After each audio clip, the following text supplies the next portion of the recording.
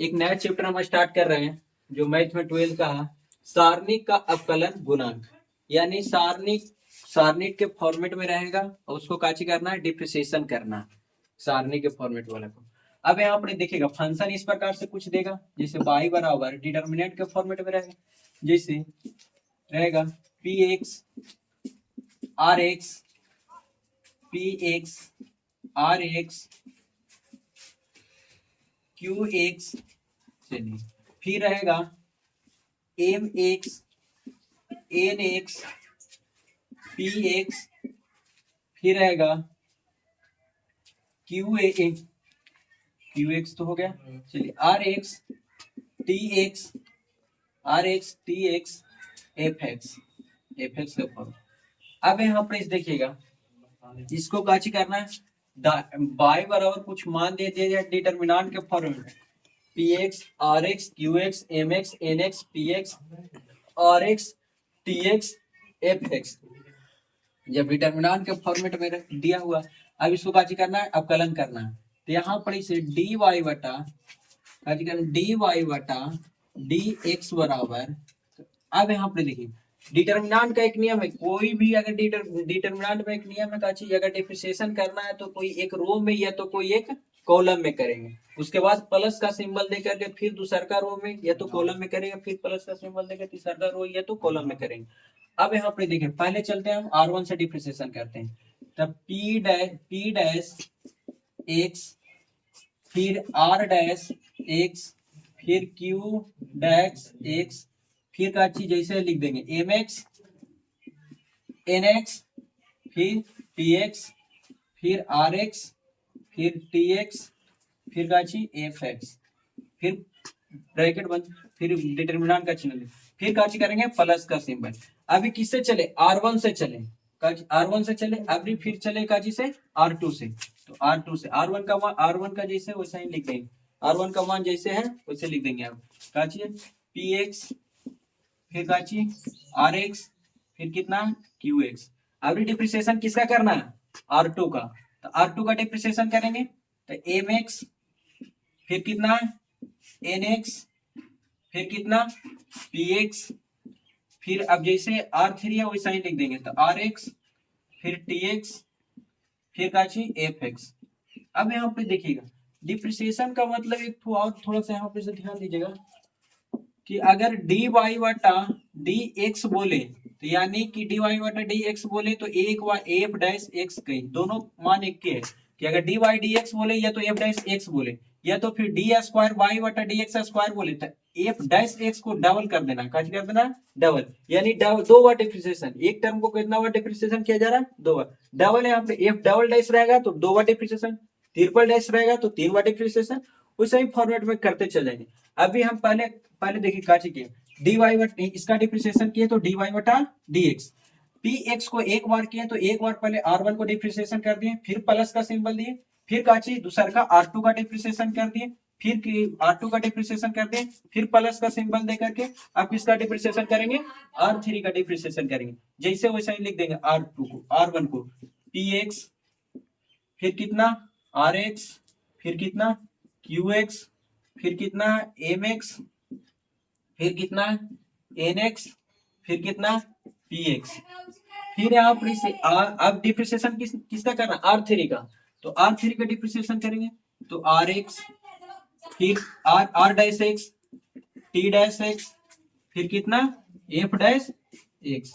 ये पूरा थ्योरी हो गया, यही हमारा थ्योरी है कि अगर इसका मान दिया हुआ रहेगा इतना, इसका बोलेगा अवकलन गुणांक करना है, तो पहले कोई एक रो या तो कोई एक कॉलम में डिप्रिसिएशन करेंगे, फिर प्लस का सिंबल देंगे, फिर एक रो या तो एक कॉलम में डिप्रिसिएशन करेंगे, फिर प्लस का सिंबल देंगे, फिर एक रो या तो एक कॉलम में डिप्रिसिएशन करेंगे।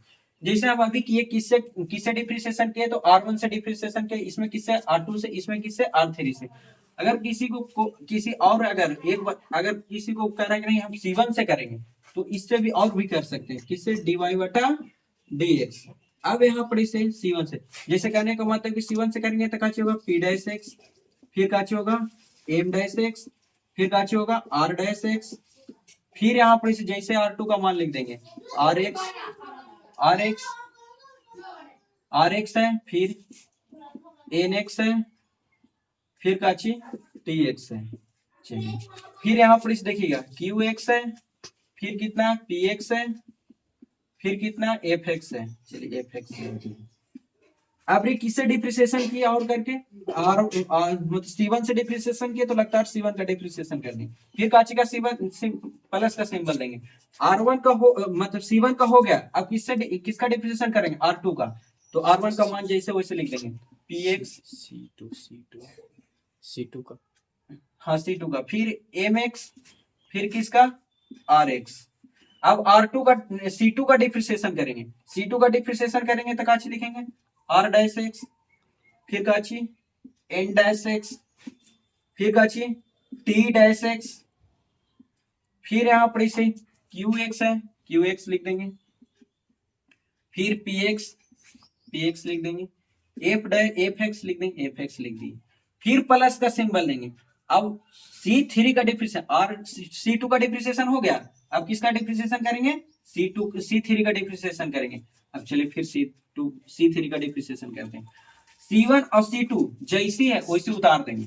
फिर यहाँ पर देखिएगा PX, फिर MX, फिर काची RX, फिर यहाँ पर इसे RX, फिर N डैश एक्स, फिर T dash x, T dash x dash नहीं देना सबको।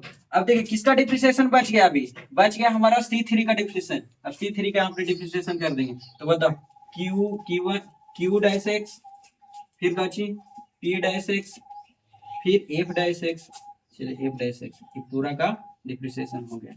यानी जिसको R1 को करेंगे तो उसको छोड़ देंगे, फिर R2 को प्लस का सिंबल देके R2 का करेंगे, फिर R2 का छोड़ देंगे, फिर प्लस का सिंबल देके R3 का डिप्रिसिएशन कर देंगे। या तो ऐसे नहीं हो पा रहा तो फिर और करके दूसरा काची और करके एक और dy/dx कर दें तो C1 का डिप्रिसिएशन करेंगे, फिर प्लस का सिंबल देंगे। C1 का समाप्त हो गया तो फिर C2 का डिप्रिसिएशन करेंगे, फिर प्लस का सिंबल देंगे, फिर किसका डिप्रिसिएशन करेंगे C3 का डिप्रिसिएशन करेंगे। मतलब तीनों का एक बार करके प्लस का सिंबल दे देके पूरा का डिप्रिसिएशन समाप्त करेंगे। यही हमारा सारणी का अपकलन गुणांक का थ्योरी है। सारणी का अपकलन गुणांक का थ्योरी हमारा यही है कि स्टेप बाय स्टेप एक करके डिप्रिसिएशन करना। चलिए सारणी अपकलन गुणांक का एक क्वेश्चन है।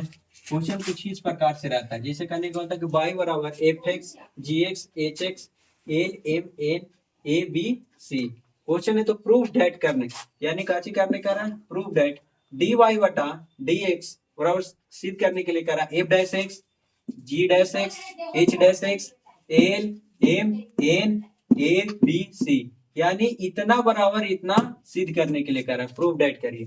तो अब यहाँ पर इस देखिएगा सुनो, अब यहाँ पर इस देखिएगा dy बटा dx बराबर बोले थे कि अगर सारणी अवकलन गुणांक में स्टेप बाय स्टेप डिफरेंशिएशन करना, किसी एक रो या तो किसी एक कॉलम में। हम चलते काची किसी रो में चलते हैं तो पहले काची f डैश x एक बार डिफरेंशिएशन करेंगे तो काची f डैश x, फिर काची g डैश x, फिर काची h डैश x, फिर यहाँ पर इसे एक बार रो के कॉलम की संख्या डिफरेंशिएशन हो गया, बाकी जैसे सब उतार दीजिए l m n a b c, फिर काची का सिंबल देंगे प्लस का सिंबल देंगे। अब दूसरका का डिफरेंशिएशन करेंगे, पहले का रो का जैसे है वैसा ही लिख देंगे तो fx, फिर काची fx gx, फिर hx, फिर यहाँ पर देखिए l का डिफरेंशिएशन dy बटा dx। अगर l यहाँ पर काचा है कांस्टेंट, किसी भी कांस्टेंट टर्म का डिफरेंशिएशन हमारा काचा हो जाता है जीरो हो जाता है। अब यहाँ पे l का डिफरेंशिएशन जीरो, m का डिफरेंशिएशन भी काची जीरो, n का डिफरेंशिएशन भी काची हो जाएगा जीरो। अब जैसे r3 का मान है वैसे लिख देंगे a b c, फिर प्लस का सिंबल देंगे, फिर यहाँ पर इसे लिखेंगे काची fx, फिर gx, फिर hx, फिर अब यहाँ पर इस देखिएगा hx लिख दिए। अब यहाँ पर इसे r2 का मान जैसे वैसा ही लिख देंगे l m n। अब r3 में काची करना डिफरेंशिएशन करना। अब r3 में a dy बटा dx, a हमारा काची कांस्टेंट टर्म का डिफरेंशिएशन जीरो, फिर काची b हमारा कांस्टेंट टर्म है जीरो, फिर c हमारा कांस्टेंट टर्म है जीरो, यानी इसका भी मान काची आ गया पूरा जीरो। अब यहाँ पर इसे देखिएगा dy dx, अब यहाँ पर इसे f डैश x, फिर काची जी डैश एक्स, फिर काची एच डैश एक्स, जैसे वैसे लिख दें, फिर N M N A B C लिख दिए। अब यहाँ पर प्लस का सिंबल, बोले थे कि डिटर्मिनेंट में एक प्रॉपर्टी है, डिटर्मिनेंट का एक प्रॉपर्टी है काची कि अगर किसी रो या तो किसी एक कॉलम में लगातार जीरो आ जाए, उस डिटर्मिनेंट का मान हो जाता है जीरो। देखिएगा यहाँ पर डिटर्मिनेंट में किसी एक रो या किसी एक कॉलम में, तो R2 यहाँ पे लिखे काची R2 बराबर काची लगातार जीरो आ गया, R2 का मान काची आ गया लगातार जीरो, इस डिटर्मिनेंट का मान पूरा काची हो जाता है जीरो। फिर प्लस का, फिर यहाँ पर देखिएगा R3, इसमें काची आ गया R3 बराबर पूरा लगातार जीरो, इस डिटर्मिनेंट का भी मान कितना आ जाता है जीरो। तब यहाँ पर इसे कह सकते हैं कि dy बटा dx बराबर, अब यहाँ पर इसे dy बटा dx बराबर f डैश एक्स, फिर f डैश एक्स, फिर g डैश एक्स, फिर काची h डैश एक्स, फिर काची l m n a b c proved है। देखिए यही प्रूव करना था, इतना बराबर इतना लाना था, प्रूव हो गया, इतना प्लस इतना जुड़ेगा तो उतना का बराबर आ गया। चलिए ऐसा ही क्वेश्चन पूरा सारणी अवकलन गुणांक का ऐसा ही टाइप का क्वेश्चन रहता है, सिद्ध करने का पूछता है, बस खाली इतना ही से सिद्ध कर दीजिएगा। चलिए।